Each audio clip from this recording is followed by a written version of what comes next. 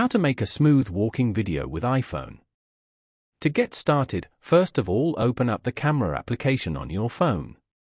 You are now in the iPhone camera screen. On this screen, go to the bottom panel and tap on the video section. Then, go to the top left corner and tap on the button as shown.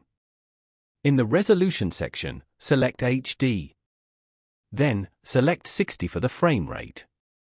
After that, tap on the icon at the top right corner. Select Action.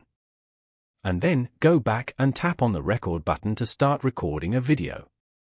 Once you're done recording, tap on the record button again to stop recording. Now, go to the bottom left corner and tap on Media. You can now view the video you just recorded over here.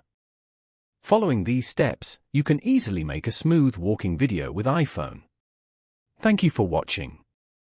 Please leave a like if this tutorial helped you, or leave a comment below if you have any questions related to the video.